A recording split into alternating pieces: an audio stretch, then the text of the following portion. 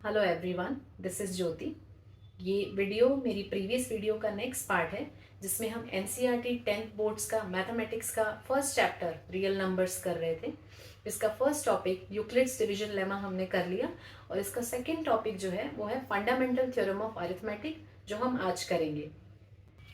Fundamental theorem of arithmetic का statement कहता है every composite number can be expressed as the product of primes and this expression is unique apart from the order in which the primes occur।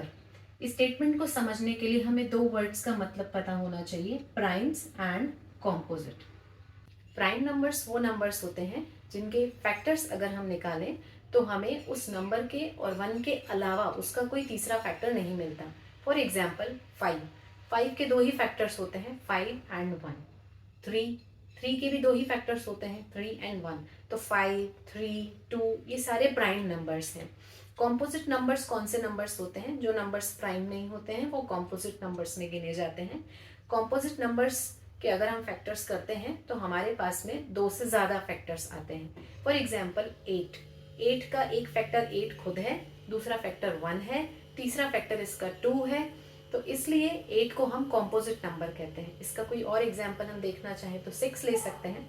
6 एक composite number है क्योंकि 6 का एक factor 6 खुद है, एक फैक्टर 1 है और इसके अलावा और भी फैक्टर्स हैं 2 और 3, इसलिए 6 कॉम्पोजिट नंबर है। तो इस स्टेटमेंट को समझने के लिए अब हम एक एग्जाम्पल लेंगे। हमने यहाँ एक कॉम्पोजिट नंबर लिया है 18। अब इस 18 के अगर हम प्राइम फैक्टर्स करें, जो कि आपने 9th क्लास में पढ़ा होगा, तो प्राइम फैक्टर्स कैसे होते हैं? फर्स्ट हम इसको 2 से डिवाइड करते हैं 9 टाइम्स, अभी 3 से डिवाइड करते हैं 3 टाइम्स, फिर से 3 से डिवाइड करें 1 टाइम। तो 18 के प्राइम फैक्टराइजेशन हमारे पास में यहाँ पे आ गया। अभी इस 18 को हम ऐसा लिख सकते हैं 2 into 3 into 3, right.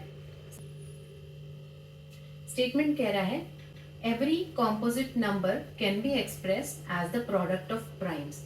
Every composite number can be expressed as the product of primes. Product means multiplication. Now this expression is unique. ये जो expression है ये unique होता है apart from the order in which the primes occur। इसका मतलब है हम इसे ऐसा भी लिख सकते थे, हम इसे ऐसा भी लिख सकते थे, लेकिन ये चीज सेम ही चीज है।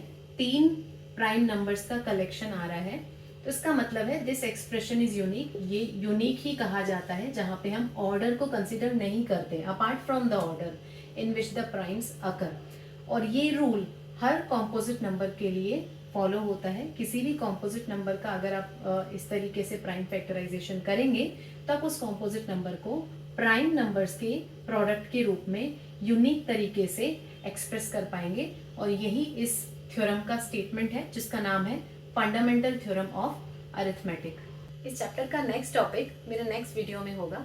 अगर आप कंटिन्यू करना चाहते हैं तो प्लीज़ मेरे चैनल को सब्सक्राइब कीजिए और बेल आइकन को प्रेस कीजिए ताकि आपको आने वाले वीडियोस के नोटिफिकेशंस मिलते रहें। Thank you so much for watching.